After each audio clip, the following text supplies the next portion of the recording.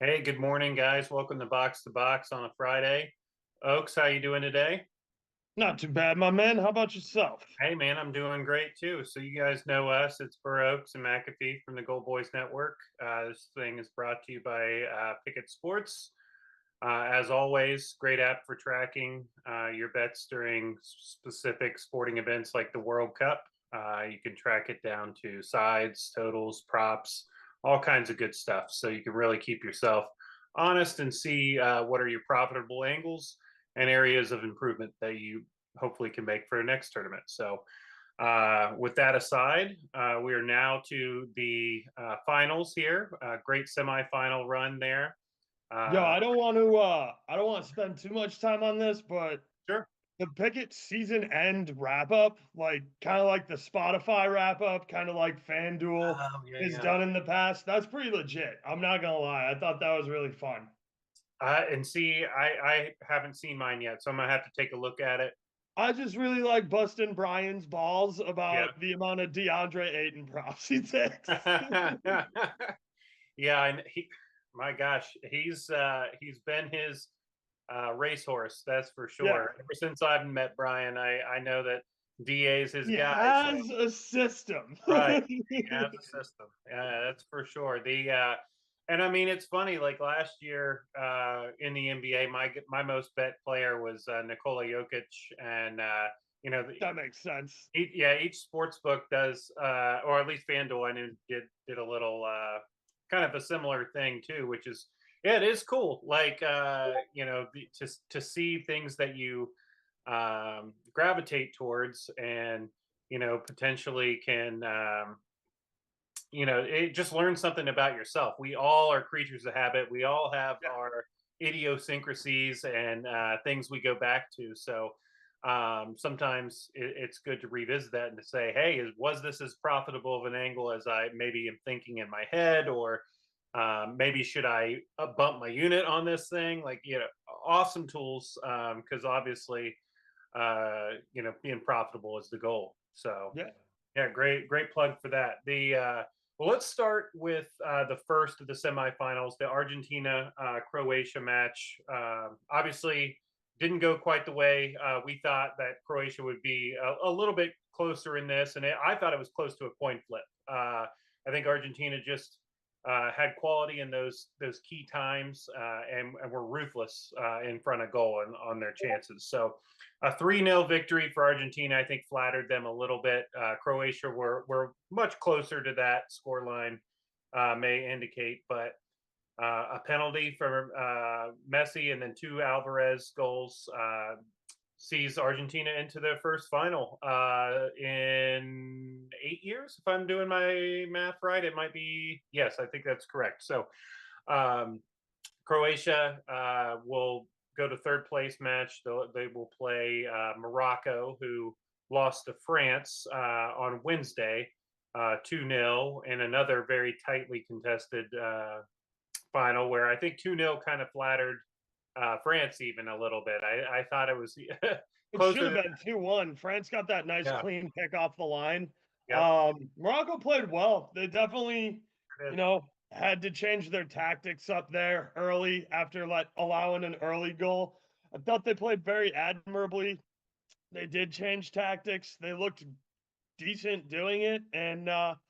yeah, I mean, it was a fun game, that's for sure.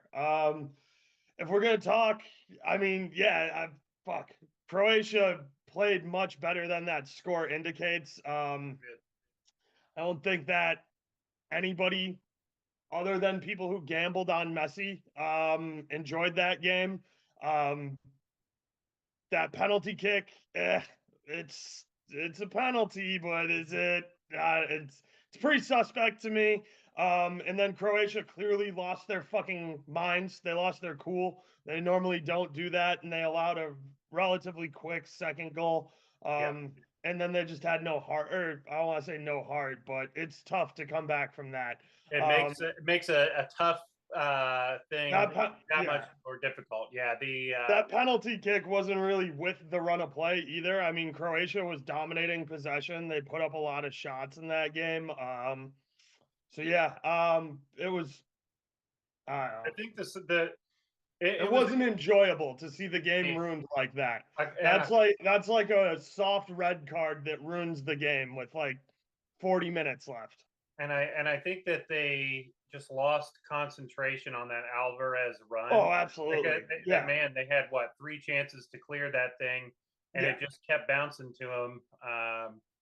I've seen certain things just saying it was meant to be, which is I think is a little harsh, but yeah, I mean It it's definitely, yeah. If it the was way the meant ball to just kept be, sticking to then him, yeah. coming back I to him. mean, I get the narrative. I Mhm. get that all the public and even like the organizers and shit like that have said how much they want to see Messi there. Yeah.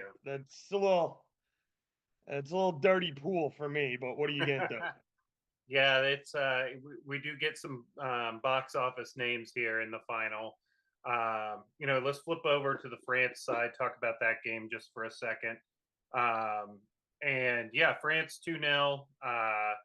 A really, really kind of a similar thing. Like a Morocco gives up a goal kind of against the run of play. I know it was a deflected shot and it just kind of springs out to Teo Hernandez. Nice scissor kick finish.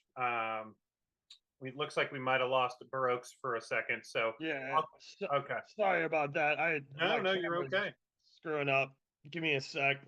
Take your time. So I'll just gonna kind of keep talking through this as you get your mic and your camera back up. The Teo Hernandez goal early, first 5 minutes, really kind of changed the game. Like you alluded to, Morocco were used to playing from a tie or a advantageous position. This was the first time we had to see them come out and attack. They were able to have that plan B and change their tactics. I thought they took the game to France and created a ton of really nice chances. The game could have gone either way. This was hotly contested for the next 70 minutes. It felt like, and then of course Kolo Muani comes on, first touch of the ball, puts it in the back of the net. 2-0 France. That's done and dusted. Even though Morocco had a couple chances late on, and you mentioned an opportunity that was cleared off the line, it may have set up a pretty hectic finish. A crazy last 4 or 5 minutes, but it felt like France did what they needed to do. They were just that little bit better. Over the course of the whole 90 minutes. And I think both teams that made the final probably deserve to be there over the course of the games. But yeah, not a lot of. I thought this semifinal wasn't quite as good and quite as entertaining as the Argentina and Croatia one. I thought. Oh, I thought this was way more entertaining. I See, thought this was better football start to finish. I feel like there was so much wastefulness in front of goal. Like both teams had a lot of shots and stuff, but like they just weren't getting it on target consistently. Now that some of that was due to great last minute defending, some of it was due to some poor finishing and stuff. But yeah, I feel like I don't know. It was a weird one. France just seemed to be kind of a machine right now, and no matter who they plug into this system, it seems to be plugging along kind of effective. But yeah, I was really entertained and interested because what I kind of thought was going to happen and what I wrote about in my article really ended up playing out. It's that France got a goal early. It mhm, forced Morocco to come out and be aggressive and attack the ball. They couldn't just sit back and wait for the counter, mhm. um, like they had tended to do, which played kind of right into what France wanted. I thought France would want them because France isn't a huge possession team. They don't need the ball. They want Yeah, to do this was kind of a 60 similar 40. thing. They were both 60-40 games where the team with 60% possession lost, Yeah. which So is kind of wild. So they were able to suck them up, and then France was able to spring their own counter traps. And I thought Morocco played very well. They clearly had to change their game plan in under 15 minutes. They had to play something they're not used to. They looked really good doing it too. Like, I'm not gonna lie. They played a hell of a game for being out of their comfort zone for damn near 80 minutes. Um, they probably should have had a goal. It got cleared off the line. They had other opportunities. Giroud, I don't know how you banging that one off the woodwork was Yep. it was tough, but It the was a one great that he strike. hooked, Great strike. what Yeah, it just was a unlucky. great strike. It needs to be in the back of the net though, especially because he just missed one like left by probably, I don't know, 2-3 meters. Like it was maybe 3-6 feet. The one that he banged with the little left angle curler that went way wide of the post. Yeah, that I would think that the XG on that other chance was higher than the shot he hit the cross or the upright with because Yeah, he had a yeah, much cleaner look at it. much He worked cleaner. a little too much action on it to try and get it to cut back to the corner there. That was good work from Mbappe to set up that opportunity too. Yeah, Yeah. they France I think could have had a couple more honestly, Oh, for sure. and yeah, it was the semifinals are tough, man. They're usually very cagey, and yeah, I feel like a 3-0 and a 2-0 don't really do justice to the other the losing sides because I thought they were both in the matches and they both matches were probably a little bit closer than the score indicates, but it does set up a pretty tasty final here. We've got South America versus Europe again. So, World Cup's not doesn't seem like it's ever going to leave one of these two continents. At least for now. Maybe next time around, one of these other, continents can bubble up here. But yeah, I mean, looking at the odds right now, we've got to lift the cup is pretty much dead even. FanDuel odds right now, it's minus 108 on either side. We talked about a few things earlier in the week. If you were willing to put some money down ahead of time, like I potentially suggested you should, playing both sides, you'd have a plus 220 on one side and a plus 240 on the other side of this. But right now, I think there is some value. Third place game, I don't know if you want to spend any time on. We can, yeah, I don't really either because I think Morocco's gonna try. Croatia isn't. Croatia's got a bunch of guys whose club teams are all competing for top 4 spots. yeah, And this is Morocco's Super Bowl. They should be super happy about this. This is an amazing accomplishment for such a young team. mm, For a team packed full of veterans that have Champions League, club races, and everything else to get back to for Croatia. Everybody that can sit will sit, and they'll play a bunch of 20-year-olds, which is good for them. They should get some time on the pitch, and they should enjoy their World Cup moment. But I wouldn't expect to see like any of Modric, any of Ilicic, any of Perisic, any of those guys, because they mm. all play for very big clubs that have a title race to contend for. Yeah, I think Morocco. If you want an opinion on the third place game, I would take Morocco to win it. You get a little bit of plus money here. I'm looking at plus 104 on FanDuel. Yeah. I think that's worth a stab if you want to have some action. Yeah, Uh, it's for fun. I think it'll be a fun game, and I mhm. definitely think there's entertainment and watch value. I just, you Yeah, know, I that'll be think there's going to be too many players that have other responsibilities that aren't going to want to see minutes on this pitch, yeah. just to prevent an injury. Yeah, much change side probably for Croatia. So, we'll move past the third place game and kind of focus on the final here. So, like I mentioned, the odds are even. If you want to dive in a little bit deeper, the 90-minute lines: Argentina is plus 175, France is plus 180. If you think this will go to extra time, plus 195. So this is all so close, so tight, just the slightest little edge to Argentina based on this. This could just be handle. Public money is probably coming in to back Messi in Argentina, I would imagine. So you may be getting France at a little bit of a discount.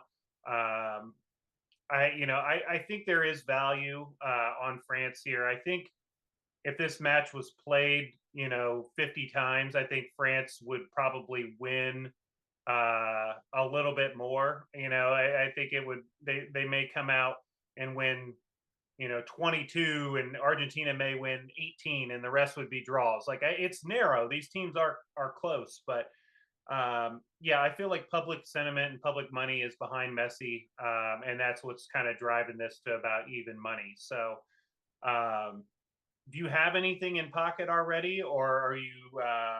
How do you think you're going to attack this final? Well, I Say can you tell you say right you didn't now, have anything. I am 100% not gonna stop taking Messi assists, bro. Like, um, I did, it, I've told you guys, like, I don't like the guy, but like, I really fucking like money, so like, I'm gonna take him for an assist. Yeah, Like, I'd be stupid not to.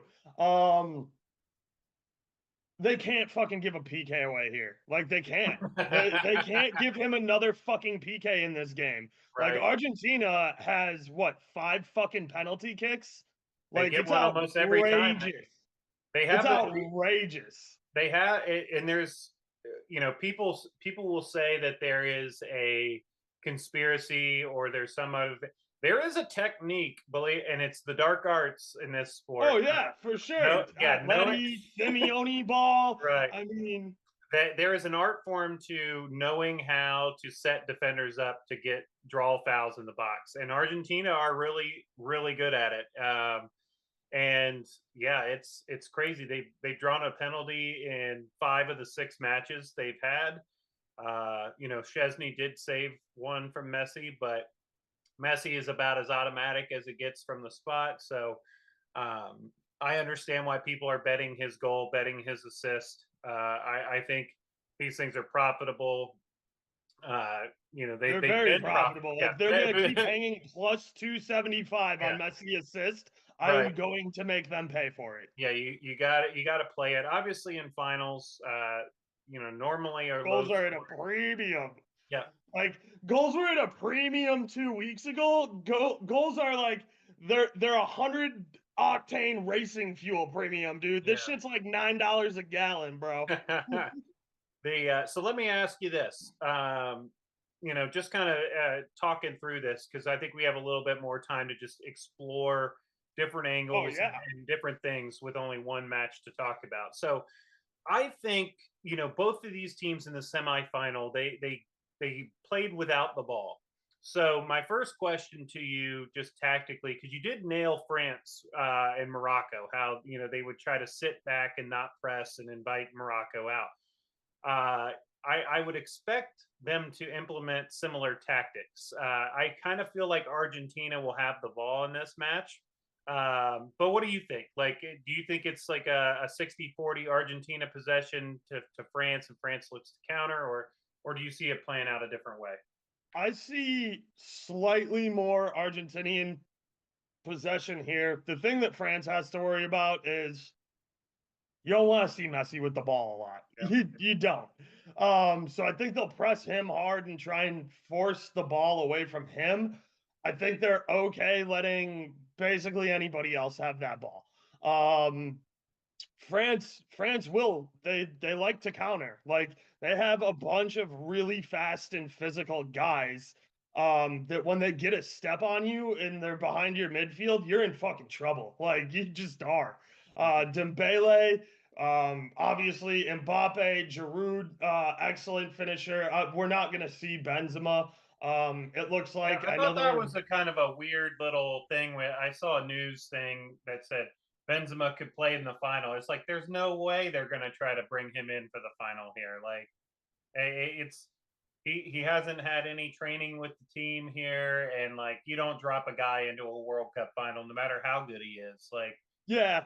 I yeah, mean, he had he definitely like he went there and trained with them beforehand before right. he got a knock. But yeah, I mean, I didn't super expect him to play. I didn't really, I thought that was maybe some social media or like a nice little distraction by France. Like that's a clever little tactic.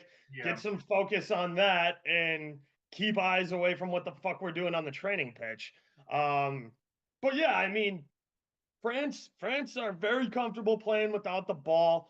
Um, but yeah, I just don't see him letting Messi just run with possession. So I think they'll try and force it away from him. It's gonna be an interesting game. Deschamps, I think, has done a very nice job coaching since that I gave him a bunch of shit for that last meaningless game in groups, but other than that, I think he's been great. I think his tactics have been very good. I hope everybody on France is healthy. I really want to see Rabiot get the start. He definitely makes that lineup a lot better. He makes France a lot more dangerous.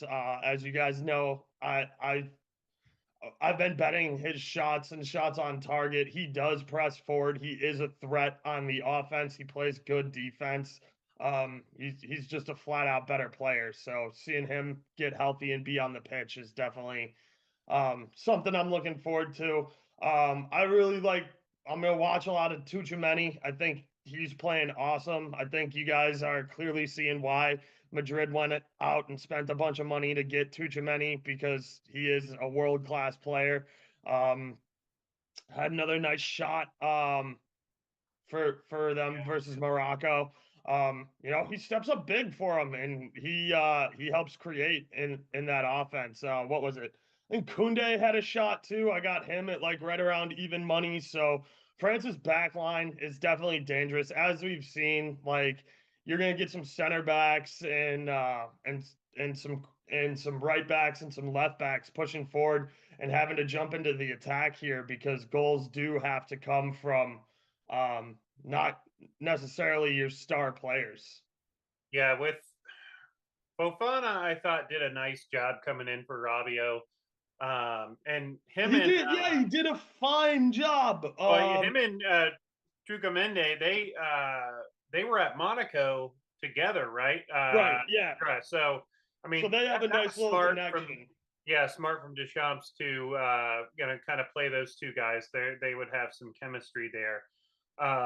Looking at some stuff because I have been trying to see. I know France is dealing with there's like a flu bug going through their camp. Um, Acuna will be back for Argentina. He's off his yellow suspension. Right. And so basically, France's doubts would be Rabio, Kingsley Coman, and Upamecano. But I thought Konate played great, coming in next to Varane. Um, for me, I think height on set pieces is going to be a huge Huge. factor here.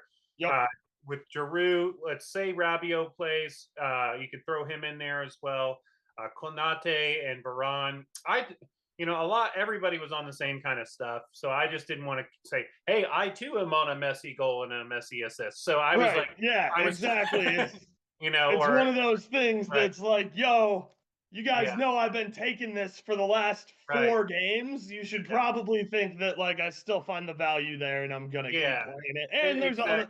there's 9 other guys on it, so it doesn't necessarily need to be a tweet or a post. Right. And so I've been in this World Cup, especially in the knockout stages when there's less games going on and less plays to get. I've been digging deeper and looking for some value plays. Like I was on Konate and Varane to score headed goals. I had Konate at 25-1 and Varane at 40-1. If I'm getting those kind of prices, I'm going to play them again for the final here. I think France from set pieces will really have an opportunity to take advantage of the lack of height in this Argentinian team, even if it's Romero and Otamendi in the back. I think that there's just more height, more physicality in this French team. I think that's an opportunity that they can definitely take advantage of. Giroud as well. All of these guys to win their aerial duels.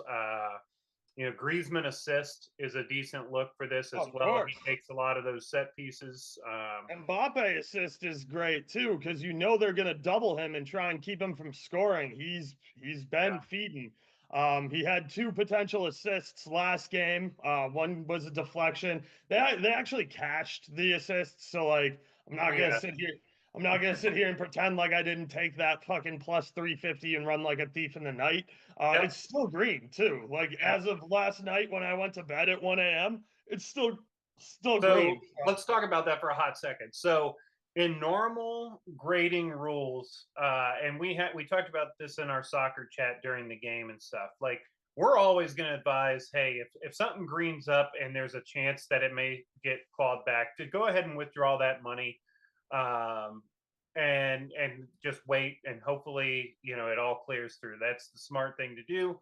But they FanDuel, what people have been saying, has changed their house rules for the World Cup. Now I read the house rules, which is weird, and I don't Right. see anything terribly different, but there is one, like, of course, if you draw a foul that leads to a penalty, that's not an assist. But Right. Julian Alvarez got an assist for drawing a penalty on Messi's goal. It greened Julian Alvarez's assist, which I thought was really strange. But and it's explicitly in their World Cup rules that does not result in assist, but they greened it anyway. And then in club soccer, if a player passes the ball with intent to another player, and a defender gets a touch on it on the way to, even if it results the ball still getting to the player and the player still scoring, they've been saying no assist. In club football, that's what they've been saying, no assist. Yep. Now, in the World Cup, it has been greening these tickets. Yeah. And I read through it, and there is a little bit of gray area there where if a defender does get a touch and the ball does go on to the intended player and he does score, that they did say that, and this is specific to FanDuel now. Right. Some books are not doing it this way. They're staying. I know for a fact DraftKings isn't. Right. So I would say, temper your expectations when we move out of the World Cup, here in a week. Oh yeah. I think in club, because there's a lot of people I've probably even seen that they've fought me and you on clear assists that they say aren't. Like, we've and gone to me war. and you will be looking at the video and be like, nobody else fucking touched this Right. thing. What are you talking about? It is. It's something that's strange. So if you're new to betting the sport, just be wary of that. We'll do our best to kind of communicate it. It's tough because sometimes, what they grade as an assist and what they don't, it's evolving, and it's a strange market. So Hey, can I just chat real quick? yeah, please. So, if both Messi and Mbappe score and they both have 6 goals for Golden Boot, according the FIFA rules are that the player with the most assists will win the Golden Boot. So the first tiebreaker there is assists for FIFA. I'm not 100% sure how your book will settle it. I don't think they do runoffs like that. I think they do dead heat reduction. rules. Yeah. Yeah, I think they do dead heat rules. But that's one that I would 100% consult whatever sports book you bet it on. Check their house rules and make sure. Because FIFA is only going to award one Golden Boot, and their tiebreaker will be assists. I believe sportsbooks will keep dead heat with a reduced payout on both. So just check with your sportsbook's house rules. I can't tell you exactly. So I'm reading FanDuel right here. I pulled it up. So the Golden Boot Award is given to the player who has scored the most goals. If more than one player is tied, ties are broken by other criteria, and the market will be settled as per official FIFA rules. So the FanDuel will use FIFA's rules, but some books will do dead heat reductions and things like that. So definitely check your house rules for that bet. That's a great question. So if they both score, Messi would win the Golden Boot because he has more assists. Oh, actually, it depends on whether or not because FIFA's not crediting Mbappe with that assist. Only FanDuel's giving us credit for that Mbappe assist. So it's something. Yeah, Messi has more assists. He will win by the FIFA regulations in a dead heat. The first tiebreaker is assists, and Messi has more assists. Yeah. So looking at it right now. Also, we nailed that he's winning Golden Ball. He's like We sure minus did. 600 to win Golden Ball now. Yeah, we sure did. So Mbappe, his just so you know, his stats here. He's got 5 goals and 2 assists, and we're gonna get Messi's here. But Five yeah, goals, that was a four great assists. call. Um, he has 5 goals and 3 assists. So Three he assists.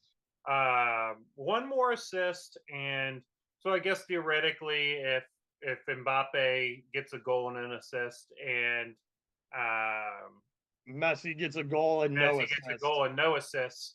The next thing that it would go to, I'm not even sure. Would it be yellow cards or something weird like that? Like It very well could be. I would right, have to do a little more digging into that. yeah, we would need to see these like nth degree tiebreakers and things like that. So, um, yeah, it's fascinating for sure. I do think, yeah, the golden ball is Messi's at this point. Win, lose, or draw. I guess if Mbappe has a hat trick and like No, then he just gets Golden Boot. yeah, but even still, I mean, they may have to give it to him at that point. Like They they probably won't. It's yeah, unless it's like you said. Messi, they're not giving Golden Boot and Golden Ball to the same person. Yeah, that's probably accurate. I agree with you. It's if you've got the Messi Golden Ball ticket, that's probably cash money at this point. So, Yeah. um, I guess if you want to hedge, you can take Mbappe at plus 470 here just to remove your Or stake. Giroud.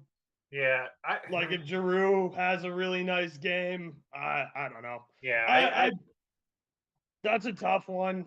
Just because yeah, I don't see them giving Golden Ball to anybody but Messi. I kind of, we talked about that back in the round of 16. It was like they were gonna find a way um to get this Golden Ball to Messi. yeah.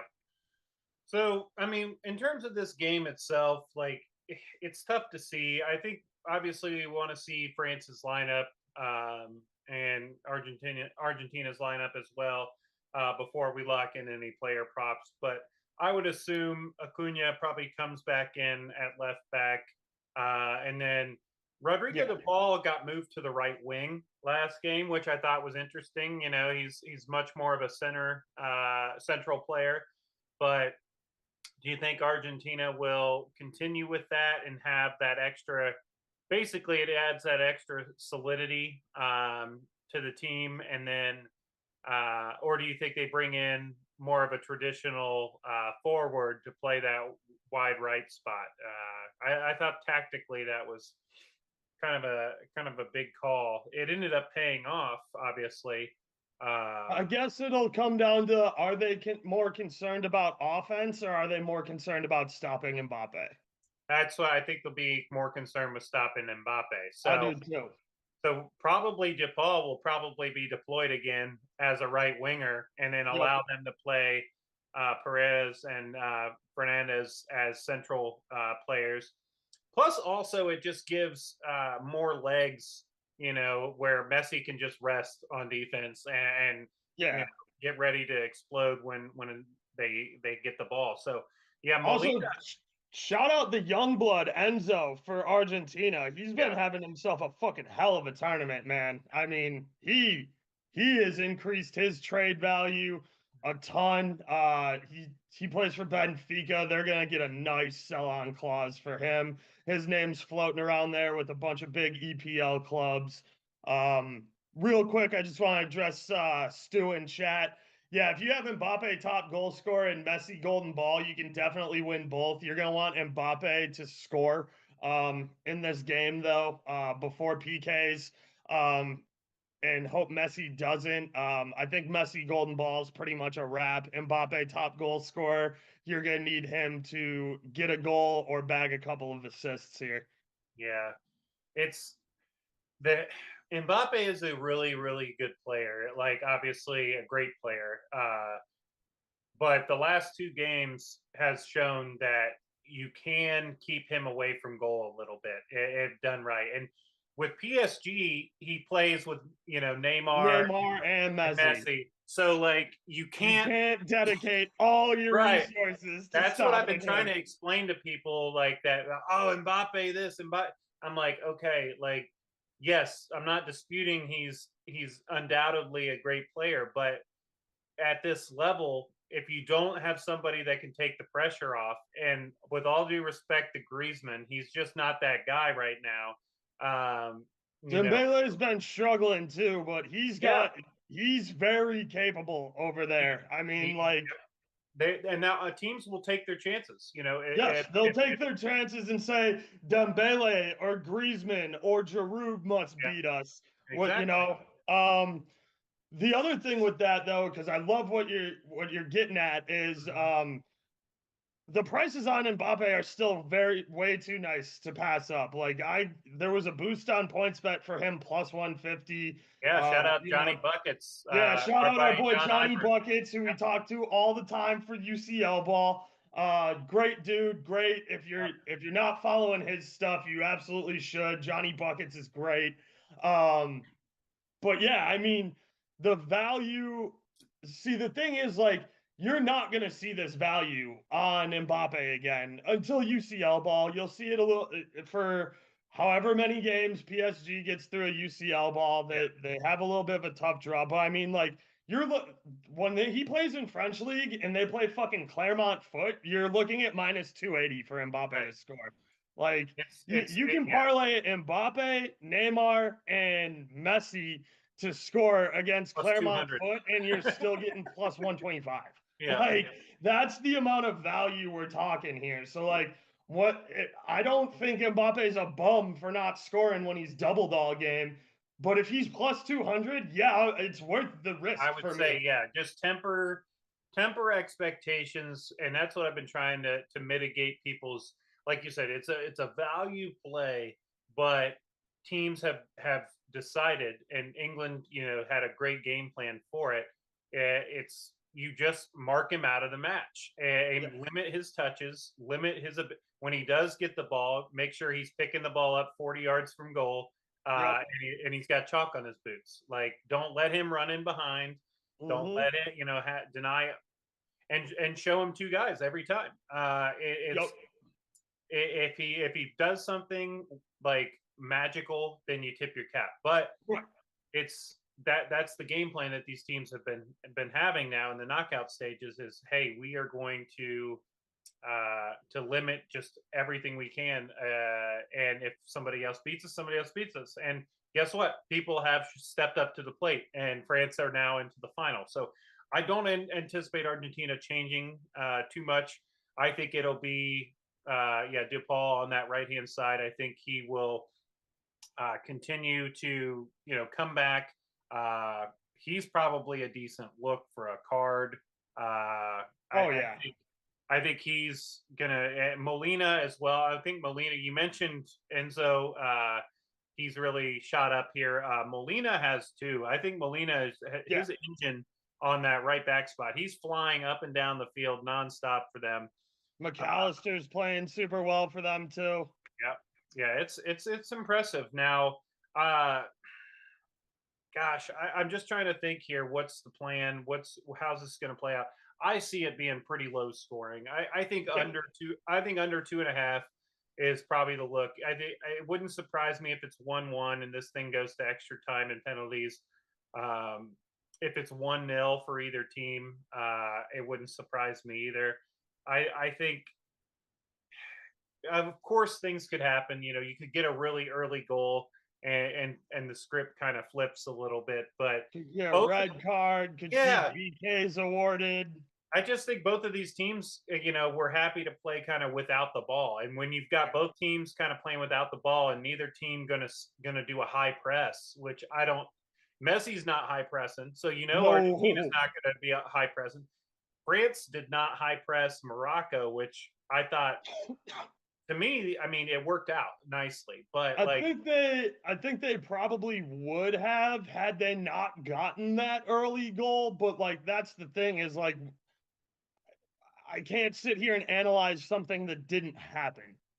right. I think, the Moroccan defense, like their fullbacks are pretty accomplished on the ball with Hakimi and the guy's name, it's escaping me. He plays for Bayern.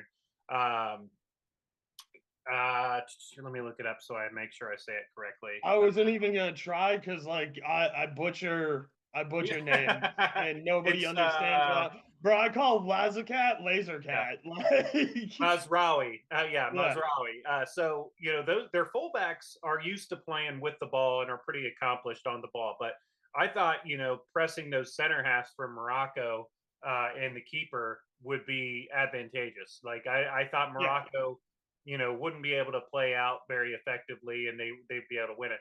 Now, the Argentinian team, you've got guys that are a little bit better on the ball. Otamendi and Romero, these are guys that have played for bigger clubs and they can handle themselves in possession here.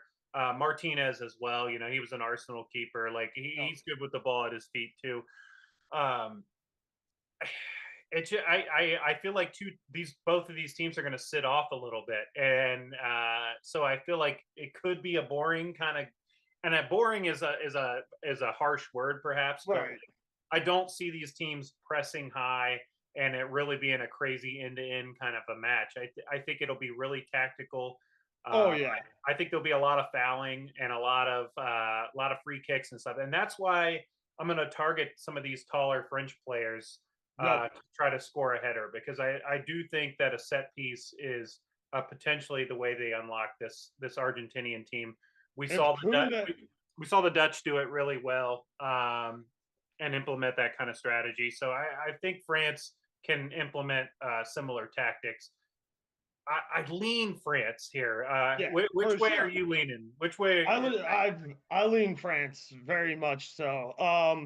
And I think that you're dead on the nose with a bunch of public money coming in on Argentina.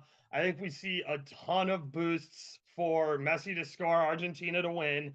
I think that the public play is going to be Argentina, and that's why I'm waiting because I think there's going to be a lot of value on France once we get them at above even money to advance.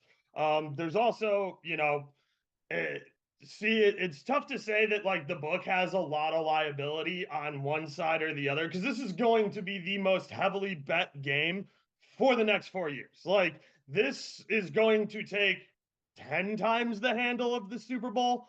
Like this is the world's biggest fucking game. Like I don't think you guys all the time understand this. Like I there's regular season matches that do better numbers viewership wise than the Super Bowl. Like El Clasico beats the Super Bowl every time it's played twice a year, sometimes 3 times a year with Copa del Rey and, UCL shit and stuff like that. But like this is going to be it's soccer and cricket are the two most heavily bet sporting events in the world. And this is the world's biggest tournament for soccer. So I think it is worth mentioning the guy that's riding out the $500,000 26 parlay Oh, that sure. needs France to France to advance. win. So they do have a significant liability on France just from that one parlay that's open. But the handle on That's this is what going, FanDuel has yeah, that. FanDuel. So yeah, I mean, half a mil for FanDuel on France. Like, I'm sure their liability is pretty balanced. Like Oh FanDuel's yeah, pretty. for sure. Because the They're public is smart. just all over this game. Like the but and I think the number's where it should be. I think it is a true 50-50 split. So, minus 110 to minus 105 on either side is a pretty balanced line. There were right when it opened, you could catch France at like plus 100 to like plus 110. I do think we see those numbers again once these boosts come out and we see a little more people jump in on action. I think Yeah, I think the books are in a great spot right now. When you see minus 108 on both sides, they are balanced as can yeah, be. they have They're balance. they're just like, we don't care. Let's just keep it balanced, and then the handle will continue to grow until Sunday, and they'll just hopefully make a ton of money on the vig. And Oh, of course. That's the whole thing is like yeah, handle is king for the sports books. They really don't give a shit who wins and loses. They just are looking for the highest handle because they're getting 5% minimum, no, regardless of who wins or loses. And every once in a while, they will take a position on something if they feel like it's sharp. But like, yeah, this is it's pretty close. I think if I were if you give me $100 to bet, like, and I need to bet one way, I would probably bet the draw in 90 minutes, just Yeah, because it's the least likely, uh, thing that the public's going to bet. So I think there's the yep, most value on the draw here. And yeah, neither team, they're going to be conservative. Like right. both teams will set up conservatively. So I think there's almost always value in a draw in finals. Like we talked about this last year when we were doing cup finals. The draw after 90 minutes is always a profitable angle. Looking at certain things, I know some people have adopted this strategy. You could take either team to win in penalties. I Yep. think is potentially a profitable way to play it. It's it happens more often than you think it would. I Um, think the longer this game goes, there's a little bit of an edge on Argentina in extra time just because France is dealing with so many injuries. We mhm. have seen quality minutes from their subs, and we know they can play. I just think that when we start getting rotational and into extra time, if somebody is going to struggle, I think it will be France. So I would give a slight edge to Argentina in extra time. And then, yeah, in penalties, it's a true coin flip. I mean, it really is. The advantage is over 60% with the shooter and PKs. One or two good stops from your keeper is really what it takes. Um, but yeah, I mean, I think it's always pretty much almost a true coin flip every time a game goes to PKs. Um, and and I think Argentina has a slight edge in extra time. I think France has maybe a slight edge if you're looking for 90 minutes, but I'm with you. I think draw for the 90 is the way to go. I think France ultimately win this game. I think they run it back and become the first back-to-back champs since Brazil It's did been it. 60 years since we've had a back-to-back champ. Yeah, so I it'd be a hell of an accomplishment, especially considering all the injuries to the team. And a lot of half of the first choice 11 are injured right now, and for them to do that again, it would be remarkable. And And it would be big credit to Deschamps, whose yeah, seat was very hot coming into this tournament. yeah, I think I lean France. I'm sentimentally, I mentioned this last time. I'm going to be rooting for Messi in Argentina here. I think that's what I want to see happen. But I think I'll get myself to a point where I'll have some props on French goal scorers, like the tall players to score a header. Um, but Giroud is so good at aerials, like yep, Giroud. so good at aerials. I don't know. I know you have, but like if our audience hasn't seen it, like he's played in a bunch of places, but especially like the last year and a half, 2 years at AC Milan. I mean, this guy he fucking bangs headers. When he gets his head on a ball, he puts that in the back of the net with authority. When he was with Arsenal, we've always said he wasn't a great goal scorer, but he is a scorer of great goals. Yes.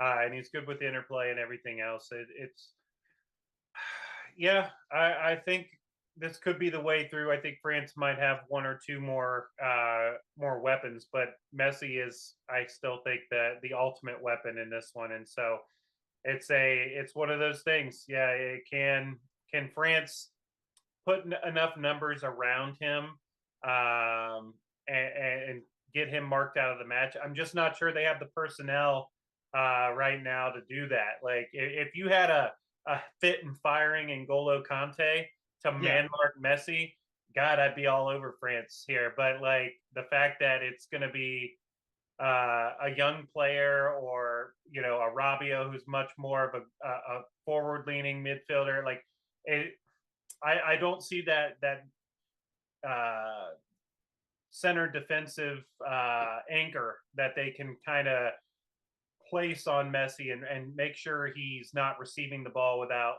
having a guy in his jock the whole time. And so I'm excited because I think this is going to be very good for Tuchemeni from a Madrid standpoint. I mean, like this is perfect preparation for UCL ball because he's going to need to play some big minutes for us in UCL. So yeah, I think the more experience Tuchemeni gets here, the better. Um, that's just a nice little greedy side angle I have there. yeah. Well, and I mean, Camavinga seems like he plays more for Madrid than he will for France, but like, He played great for France too, by the way, in his only start when he was the man of the match there in that losing game they had. I think he was the only player. He had like a 7.8, 7.9 rating. He played absolutely great. But yeah, I mean, if Kamavinga comes on, I mean that's a nice little rotational player who's been in very big moments before. That can unlock a little bit of magic for France. Yeah, I mean, I think it's going to be a great game. There's no way it can't be. It will be cagey. If you think that that's boring, I personally don't. But yeah, I think that just be they're gonna. tense, very, Yeah, very it's gonna be tense. very tense. You're gonna Yeah. feel your, heart in your chest a little bit, especially for the first 30 minutes. I mean, there's going to be a lot of tries and runs, but they might just be kind of testing the waters to see what works. You might not see finishing. It'll be interesting. I think if France get a good look early and can jump out to an early lead, that's trouble. France have had a lot of success jumping out to early leads recently. Like we said, they play well without the ball, so if France can somehow unlock a goal here in the first 30 minutes, I think that they are in the driver's seat. Yeah, I think fascinating, fascinating. So I guess we'll revisit this once we have lineups Sunday mornings. Keep an eye on our channels. We'll release plays. I know Oaks will have an article for the final two on Flash Picks, so keep an eye out for that. You got any final remarks, man? Because I think it's a good spot here. We're right about at an Yeah. hour. I got nothing else without seeing lineups. Koundé has hit one shot, just one shot. I want to say 5 of the 6 matches or 4 of the 6 matches. And he's been even money. He was minus 105 last game against a Moroccan side where they didn't get any support by the books. The value was definitely down on everybody for France. But yeah, I mean, if I see him at even money or better, I'm going to snap up his one shot again because, shots are going to continue to have to come from less traditional places. Yeah, I've looked at the shot market a little bit here, and again, there's a few guys are going to be starting and playing. Obviously, like Messi and stuff. The first half shot on target, Messi's even money, 2 shots on target plus 600. Like I think those are plays potentially for me. Mbappe plus 105. You can always wait 5 minutes for the game to kick off, 10 minutes, and fire live and catch these at even better prices. These shots on target. I think the first half shots on target market closes, but They stay open. do they? Okay, Yeah, I was able to hit Mbappe at plus money once it went to like nice. plus 110. Yeah, Uh, yeah. Barely got it because obviously he kind of scuffed his shot, and it was a defender that kind of comes in and clears it. He beat the keeper, but I mean, it's one of those. Was it a shot on target? Was it not? It's hard to tell, but they cashed it. That's all that I guess that matters in the end. So Yeah. Opta scored it as a shot on target, and usually whatever They're kind of the final word. Yep, final word. So yeah, keep an eye on those shot markets. They're always good ones. Kind of finding creative ways, headed shots, potentially. I'm going to dig deep. I'm going to have a few things like potentially shots outside the box, because I do think it'll be teams sitting back. I might take Giroud to hit the woodwork again. Are you? What's I the might. price on that? Have you found a line on that one? I didn't look for Yeah, this game. I haven't done any line shopping, but he was like 22-1 last game. nice. And I mean, for me, I love playing Messi left foot props versus Messi regular props. Yep. Uh, he has a good right foot. He can head the ball, but like I feel like He's 80% of dominant the with time, that left foot. yeah, the left foot is so good. Why mess around with it? He's going to take his penalty and his free kicks with the left. And so I tend to opt for the left-footed props, just things like that, like to if you can get an extra 50 or 60 cents on a Messi to score with the left instead of just any time, I don't mind taking that. Like I feel like uh, enough percentage of his goals come from the left foot that it makes sense. For Uh, sure. but yeah, I guess unless you got anything else you want to add, that's a good spot to leave it. Yeah. Okay, No. cool. Well, thank you guys for hanging out with us for an hour this morning. This was Box to Box with Matkafee and Burroaks. Thanks to our sponsors, Pickett. Keep an eye out for Burroaks' article on Flash Picks. I'm sure we'll have some great promos and stuff over in the Gold Boys Discord. If you need a new sports book, we've got a lot of great referral codes for you. But yeah, that's really it. Thank you so much, guys, and we will. I do want to. I want to mention one more thing because I got please. a couple of questions about this on Twitter. If you like to bet early, which I know some people do, you can definitely find some CLV and some other stuff by betting early. I strongly recommend that you use books that void players not in the starting 11. No free ads, but Bet Rivers, Sugar House, Barstool, and Bet 365. I think Bet 365, you have to opt in. I personally don't have that book, but they have an opt in for void for non starter. I think it might knock a little bit of the price down. But yeah, all of those books have I know it's built into Barstool, Bet Rivers, Sugar House that if your player's not in the starting 11, it automatically voids. That's a great advantage if you look to bet early. If you're going to bet early, I really recommend using one of those books. Yeah, they have a Canby Books. They have a international. They're international traders. So like, yeah, they have a. DK uses Canby and so does MGM to build out their one game or their same game parlays, and they do not void starting 11. So it's important to know your book's house rules. I'm just throwing it out there. I know for a fact off the top of my head that specifically Barstool, Bet Rivers, Sugar House, and 365 have the option for void if not in the starting 11. So that I just like to mention that because I have gotten some questions on Twitter about it. And I know people do like to try and move in early. Yep. All right, guys. Well, thank you so much. Next time we talk to you, it will be post World Cup. Club football again. Yeah, we'll be looking back. I don't think we're gonna fire one. I'm looking at my calendar real quick. We're gonna try it. We'll tweet it out, of course. We're gonna try to make sure everybody knows our schedule. I'm not sure we're looking at doing a show on the 23rd, but I know Oaks has got some big plans for Boxing Day stuff. Him and Leg Yes. doing a big thing.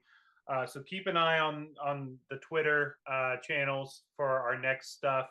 To be determined the next Box to Box, but we will be talking club football next time we see you. It might be that 30th as the next show. I guess we need to figure that out. So yeah. All right. Well, thank you again. We should also have a bunch of hot stove and trade rumors too, because winter transfer windows getting ready to open up. So we should have a lot of hot transfer talk, which is always fun. Sure. Well, yeah. Speaking of, your boys just signed Endrick, the young Brazilian 16-year-old. Yes, we did.